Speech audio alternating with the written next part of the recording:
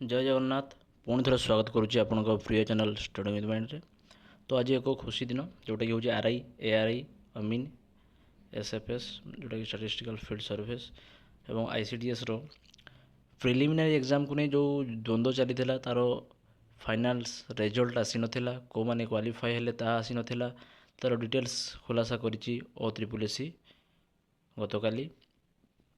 तो मेनली कहवाक गले गोटे खुशी खबर जे पिलामाने जो माने एग्जाम एफेयर करिसेंती समस्ते मेन एग्जाम देवाई क्वालिफाइड होती। ओके, तो जो माने एग्जाम देइचंती माने प्रिलिम्स से माने क्वालिफाई अछंती फाइनल एग्जाम देवाई accept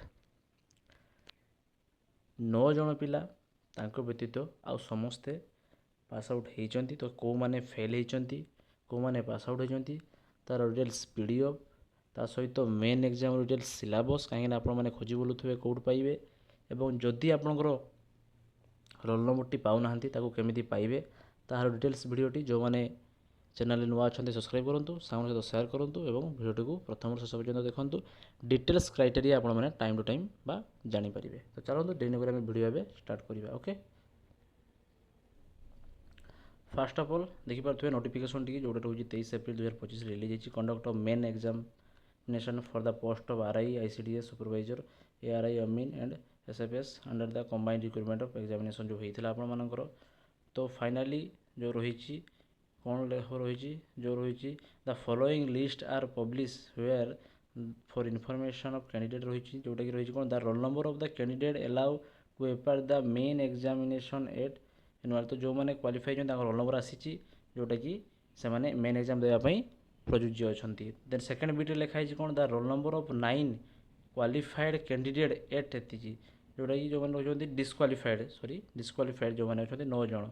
the date and the mode of main examination will be notified in due process. मतलब आपंकर जो मेन एग्जाम टी हम तार नोटिफिकेशन से माने ओ त्रिपुरसी बहुत जल्दी छाड़ापी जाऊँच केवे हम ता रिलेटेड। तो ये जावा आम जो रिजल्ट रही आप तो जानीपारे जो मैंने डिस्क्वालिफाई होती कहीं भी होती ना बिकज से कॉपी करुवा बेले धरा पड़ा सो दैट से 9 जन को मेन एग्जाम देवाई एपेयर होना आ जो मैंने एग्जाम देना से प्रिलिम्स एग्जाम टी तो मेन एग्जाम दे पारे नहीं और जो मैंने मेन एग्जाम रे बसी से 1-2 मार्क अटेंड कर समस्ते क्वालिफाई होती। ओके, तो सुवर्ण सुजोग समस्त पिला माने पाखापाखि 2 लाख पाखापाखि पिला अच्छा जो मैंने कि क्वालिफाई कर मेन एग्जाम 2,95,000 पाखापाखि।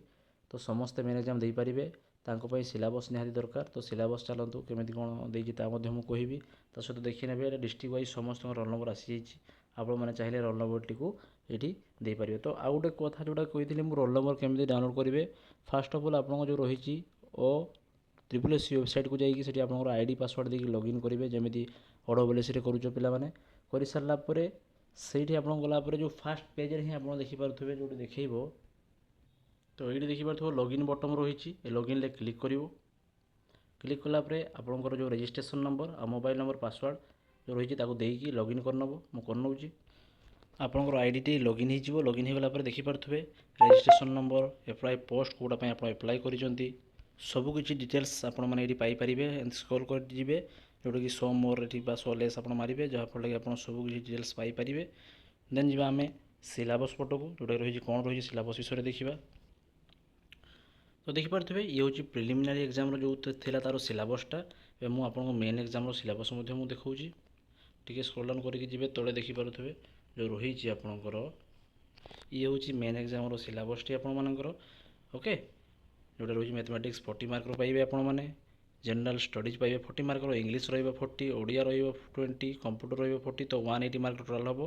देन तापर आपर हूँ जो रहा प्रैक्टिकल सीबीटी टेस्ट 50 मार्क हम जब आप क्वालिफाई करूँ देखो तो गोटे भिडियो आप सबकि पाइपर।